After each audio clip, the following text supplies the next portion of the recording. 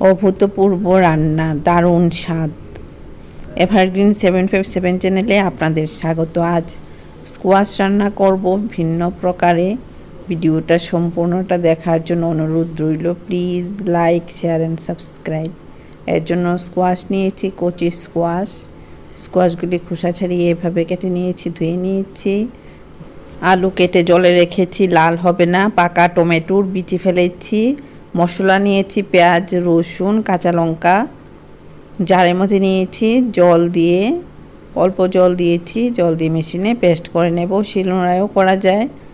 মশলাটা পেস্ট হয়ে গেছে। এখন কড়াইটা ভালো করে গরম করেছি। কড়াইতে তেল দিয়েছি। তেলটা গরম হবে, সর্ষের তেল দিয়ে রান্না।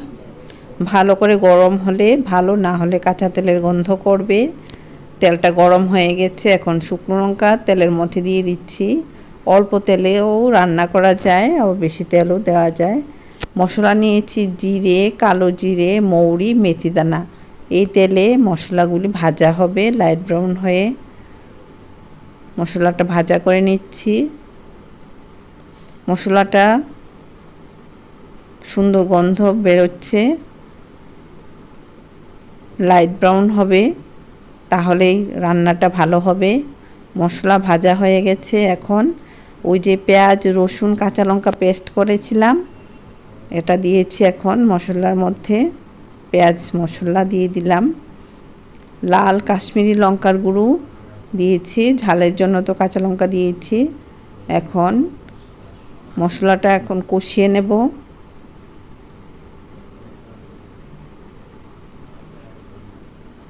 মশলাটা মিশিয়ে মিডিয়াম ফ্লেমে কষিয়ে নিচ্ছি। কষাতে কষাতে এরকম হয়েছে, সুন্দর সেন্ট বেরোয়েছে। অভূতপূর্ব রান্না বলেছি কেন, এরকম রান্না কেউ কোনো দিন করেনি। এখন স্কোয়াশ আর আলু, এখন স্কোয়াশ দিয়েছি, এরপর আলুগুলি দিয়ে দিচ্ছি। নুন দিয়ে দিচ্ছি পরিমাণ বুঝে, প্রয়োজনে আবার নুন দেওয়া যাবে। হলুদ দিয়ে দিচ্ছি পরিমাণ বুঝে। নুন হলুদ মিশিয়ে নিচ্ছি। স্কোয়াশ আলুর সাথে মশলাও মিশে যাচ্ছে। এখানে মশলাটাও কষানো হবে, স্কোয়াশ আলুও সুন্দরভাবে রান্না হচ্ছে। মশলার মধ্যে এভাবে দিয়ে রান্না করা যায়। কিছুক্ষণের জন্য ঢাকা দিয়ে রাখবো এগুলি নরম হওয়ার জন্য। এই যে আস্তে আস্তে নরম হচ্ছে, সুন্দর দেখাচ্ছে। তেজপাতাটা এই সময় দিয়েছি, সুন্দর সেন্ট হবে। মশলাটাও কষিয়ে নেওয়া হচ্ছে, স্কোয়াশ আলু আস্তে আস্তে নরম হয়ে যাচ্ছে। এভাবেই রান্না করতে হবে। এভাবে রান্না করে রুটি দিয়ে খাওয়া যায়। খুব সুন্দর সেন্ট বেরিয়েছে। রান্না করলে এটা খেতেও ভালো লাগবে। ঢাকা দিয়ে রাখলাম। আস্তে আস্তে এগুলি সুন্দর দেখাচ্ছে। পাশের চুলায় গরম জল করছি। গরম জল দিয়ে রান্না করলে রান্না ভালো হয়। ফুটন্ত জল দিয়ে রান্না করব, এর জন্য এই জলটা নিয়েছি, ফুটিয়ে উঠেছে। ফুটন্ত জলটা এখন স্কোয়াশ আলুর মধ্যে দিয়ে দিচ্ছি।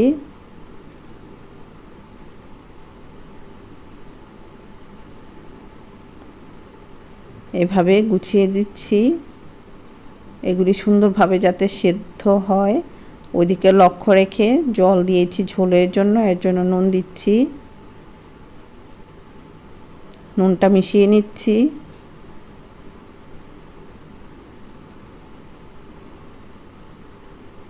এভাবে আস্তে আস্তে স্কোয়াশগুলি নরম হবে, আলুগুলি নরম হবে। এই যে কিছুটা নরম হয়েছে, আরও নরম হবে। কিছুক্ষণের জন্য ঢাকা দিয়ে রাখবো। কীরকম সেদ্ধ হলো দেখে নিচ্ছি, আরও সেদ্ধ হবে। পনির নিয়েছি, ভাজা না করে ভালো করে ধুয়ে দিয়ে দিচ্ছি। এগুলি কৌটুর পনির, খুব সুস্বাদু। একটু ধুয়ে নিয়েছি, তারপর এখানে দিয়েছি। কিছুক্ষণ পর এগুলি নাড়াচাড়া করছি। মাঝে মধ্যে পনির খাবে, বাচ্চারাও খেয়ে খুশি হবে। ভাজা না করেও পনির রান্না করা যায়।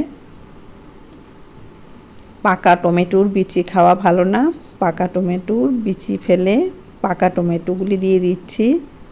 খুব ভালো লাগবে রুটি দিয়ে। এইরকম মশলা, টমেটো, দারুণ হবে রান্নাটা। সেদ্ধ হওয়ার জন্য ঢাকা দিয়ে দিলাম। এভাবে কিছুক্ষণ রান্না হতে দিতে হবে, তাহলে রান্না ভালো হবে। এই ফ্লেমে রান্না হচ্ছে। ফ্লেমটা লো করে রেখে বা মিডিয়াম করে রেখে রান্না করলে রান্না ভালো হয়। এই যে এরকম হচ্ছে, রুটি দিয়ে খাওয়া হবে। বেশি শুকনো করা যাবে না, একটু ঝোল ঝোলই থাকবে।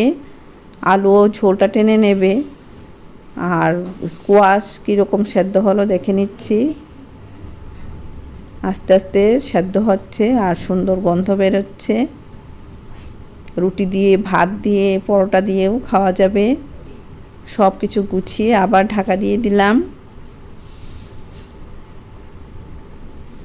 এই যে দেখেই তো দারুণ লাগছে,